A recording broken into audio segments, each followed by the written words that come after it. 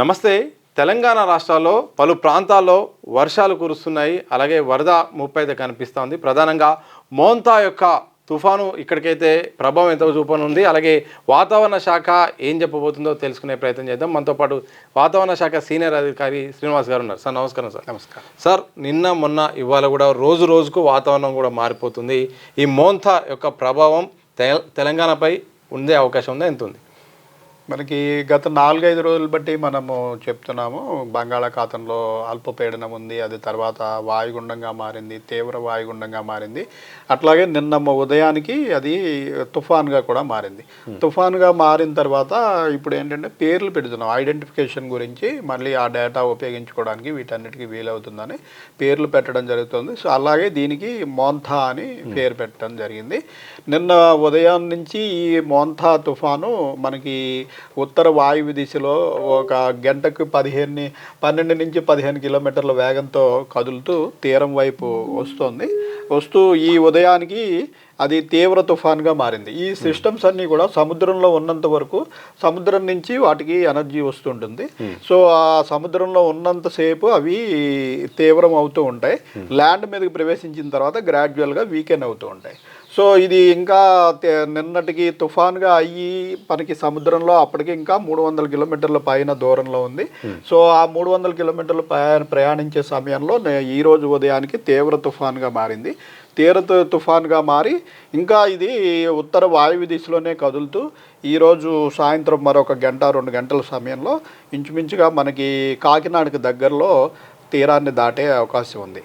ఇది తీవ్ర తుఫాన్గా తీరాన్ని దాటుతుంది కాబట్టి ఈ తీరాన్ని దాటే సమయంలో మనకి ఈ ఈదురుగాలుల వేగం కూడా చాలా ఎక్కువగా 90 నుంచి 100 కిలోమీటర్లు 110 కిలోమీటర్ల వరకు కూడా చేరుకునే అవకాశం ఉంది. సో తెలంగాణ రాష్ట్రంలోని ఏ జిల్లాలో అలర్ట్లు జారీ చేశారు, ఏ జిల్లాలో ఎక్కువ కూడా వర్షపాతము నమోదయ్యే అవకాశం ఉంది?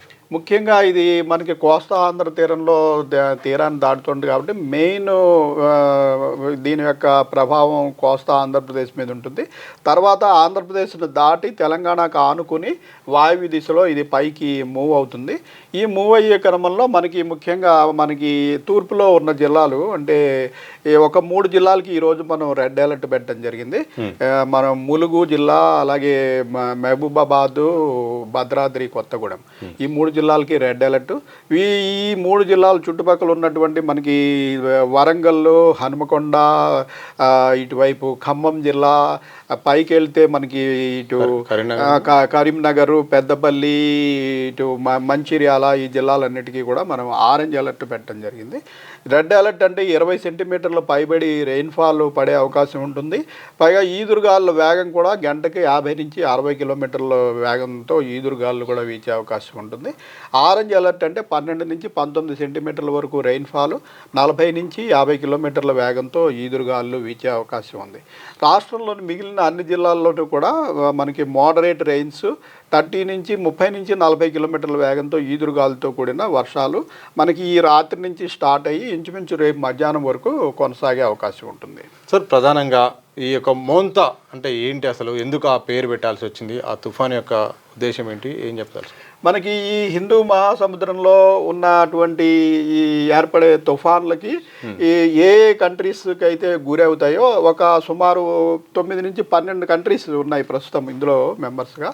ఈ 12 దేశాలు ఏంటంటే వివిధ ప్రాంతాల్లో, ఇటు అరేబియన్ సముద్ర ప్రాంతంలో ఏర్పడే తుఫాన్లు, ఇటు బంగాళాఖాతంలో ఏర్పడే తుఫాన్లు, అలాగే హిందూ మహాసముద్రంలో ఏర్పడే తుఫాన్లతో వల్ల ఎఫెక్ట్ అయ్యే దేశాలు.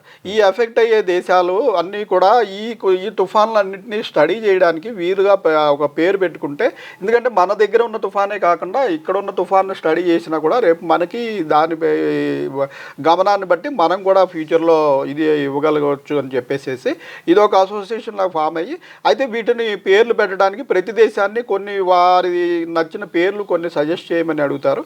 ఈ పేర్లన్నీ కూడా ఒక సిరీస్లో ఉంచబడతాయి. ప్రతి దేశం కూడా వాళ్ళకి నచ్చిన కొన్ని పేర్లు సజెస్ట్ చేస్తారు. ఆ పేర్లు ఒక సిరీస్లో ఉంచబడతాయి. ప్రతి తుఫాన్కి ఆ సిరీస్ని నుంచి నెక్స్ట్ నెంబర్ని తీసుకుని ఆ పేరు పెట్టడం జరుగుతుంది. అలాగే ఇప్పుడు మంథా అని ఈ ప్రస్తుతానికి ఈ సీరియల్లో వచ్చిన నెంబర్ అనమాట. ఆ నెంబర్ ఇది థాయిలాండ్ అనుకుంటా వారు సజెస్ట్ చేసిన నేము. దీనికి పుష్పము అని పేరు ఆ లాంగ్వేజ్లో. సో అది ఈ పేరు దానికి పెట్టడం జరిగింది. సార్ ఒక 2 అంశాలు, ఒకటి హైదరాబాద్లో చినుకు పడితే మొత్తం కూడా ఇక్కడ చెరువులాగా నిండిపోతుంది. మరోవైపు రైతులకు అత్యంత కీలకమైన సమయం ఇప్పుడు మొత్తం పత్తిలు ఏరే టైము, అలాగే ఈ వరి కోసే టైం. ఇలాంటి సమయంలో రైతులకు వాతావరణ శాఖ తరపున మీరు ఎలాంటి అప్రమత్తత జారీ చేస్తున్నారు, అలాగే ప్రభుత్వానికి మీరు ఏం చెప్పదలుచుకున్నారు? రైతులకి మనం ముఖ్యంగా ఒక 4-5 రోజుల నుంచి ఈ సైక్లోన్ గురించి మనము చెప్తూ ఉన్నాము. ఇదివరకు మీ దగ్గర కూడా మీ ఛానల్ ద్వారా కూడా ఒక 3 రోజుల క్రితం మనం ఇది సైక్లోన్గా మారబోతూ ఉంది, సో ముందుగా జాగ్రత్త పడాల్సిన అవసరం ఉంది అని చెప్పాము. నిన్న కూడా మనము చెప్పాము, ఎందుకంటే నిన్న కూడా అవకాశం ఉంది, అంటే ఒక 2-3 రోజుల్లో కోసే అవకాశం ఉన్న వాళ్ళు ఆ రోజే ముగించుకోవాల్సిందని. అయితే ఇప్పుడు మనకి దగ్గరికి వచ్చేసింది కాబట్టి ఇప్పుడు చేసేది ఏమీ లేదు. కానీ ఆల్రెడీ కోసిన పంటని ఓపెన్గా వదలకుండా జాగ్రత్త చేసుకుని ఈ 2 రోజులు, ఈ రోజు రేపు ఎల్లుండి జాగ్రత్తగా పూర్తిగా తడవకుండా జాగ్రత్త చేసుకోవాలి. ఇంకా ఆల్రెడీ పంట మీద ఉన్నదాన్ని ప్రస్తుతం ఇంకా మనం చేసేది ఏం లేదు. అయితే 4-5 రోజుల నుంచి మనం విజ్ఞప్తి చేస్తున్నాం కాబట్టి కొంతవరకు రైతులు ఆల్రెడీ కోసుకుని జాగ్రత్త పడి ఉంటారని భావిస్తున్నాం. సార్ రాగల 3 రోజుల్లో వాతావరణ పరిస్థితులు ఎలాగనే మీకున్న అప్డేట్స్ ఏంటి సార్? మనం ఇప్పుడు ఈరోజు ఇది క్రాస్ అయిన తర్వాత రేపు తెలంగాణకి ఆనుకుని వాయువ్య దిశలో ఇంకా ముందుకెళ్తుంది. ఇంకా ముందుకెళ్తే మనకి రేపు కూడా మనకి రెయిన్ ఎఫెక్ట్ ఉంటుంది. అయితే రెయిన్ బెల్ట్ అనేది కొంచెం పైకి జరుగుతుంది. పైకి జరిగి మనకి రేపు రెయిన్ ముఖ్యంగా మనకి ఆదిలాబాదు, కొమరంభీము, మంచిర్యాల, నిజామాబాదు, నిర్మల్, ఇలా ఉత్తర తెలంగాణ జిల్లాల్లో ఎక్కువ రేపు ప్రభావం ఉంటుంది. అలాగే ఇటు మనకి ఈశాన్య జిల్లాల్లో కూడా ఇటు జయశంకర్, భూపాలపల్లి, ములుగు ఈ ప్రాంతంలో కూడా రేపు ప్రభావం ఉంటుంది. సిటీలో రేపు మధ్యాహ్నం నుంచి మనకి ప్రభావం మోస్ట్లీ మనకి తగ్గిపోతుంది. సో చివరిగా ప్రభుత్వానికి మీ తరపు నుండి కూడా ఎప్పటికప్పుడు అప్డేట్స్ ఇచ్చారా, రిపోర్ట్స్ కూడా ఇచ్చారా సార్? మన అలర్ట్లన్నీ కూడా రెగ్యులర్గా స్టేట్ డిజాస్టర్ మేనేజ్మెంట్ అథారిటీ, అలాగే అన్ని జిల్లా కలెక్టర్లకి, సంబంధిత పోలీస్ యంత్రాంగానికి, కమ్యూనికేషన్ డిపార్ట్మెంట్కి, రైల్వేస్కి, ట్రాన్స్పోర్ట్ డిపార్ట్మెంట్కి, విద్యుత్ శక్తి డిపార్ట్మెంట్కి, వీరందరికీ కూడా ఈ తుఫాను రాబోతోందని, మళ్ళీ తుఫాను వచ్చిన తర్వాత ఇప్పుడు స్పెషల్ బులెటిన్స్ వస్తుంటాయి.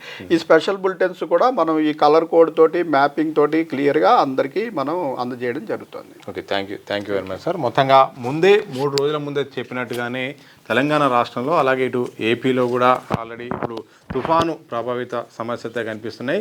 తెలంగాణలో మరీ ముఖ్యంగా 3 జిల్లాలైన, ఒకటి భద్రాచలము, అలాగే మహబూబాద్, అలాగే ములుగు జిల్లాలో మాత్రం రెడ్ అలర్ట్ అయితే జారీ చేశాం. మిగతా పక్క జిల్లాలైన వరంగల్ జిల్లాలో, అలాగే కరీంనగర్ జిల్లాలో కొన్ని జిల్లాల్లో మాత్రం ఇంకా ఎల్లో అలర్ట్ అయితే జారీ చేసాం. ఏదైనప్పటికీ కూడా ఆ రైతులు ఇప్పటికే అప్రమత్తంగా ఉండాల్సిన అవసరం ఉంది. ఎప్పటికప్పుడు కూడా వాతావరణ సంబంధించిన అప్డేట్స్ కూడా ప్రభుత్వానికి కూడా పంపిస్తున్నాం. ముందే చెప్పాము, అప్పటికే అప్రమత్తం చేసాం. ఇప్పుడు కూడా జాగ్రత్త పడాల్సిన అవసరం ఉంది. రాగల 3 రోజుల్లో మాత్రం ఇక కొన్ని ప్రాంతాల్లో మోస్తారుగా, కొన్ని ప్రాంతాల్లో ఎక్కువ కూడా వాతావరణ పరిస్థితులు మారాయి. అలాగే మోంతా యొక్క ప్రభావం అయితే మాత్రం తెలంగాణలో ఉండబోతుందని కూడా వాతావరణ శాఖ సీనియర్ అధికారి శ్రీనివాస్ గారు చెప్పిన సందర్భం కనిపిస్తోంది. కనపర్సన్ మధుసూదన్తో సతీష్, దిశ టీవీ, హైదరాబాద్.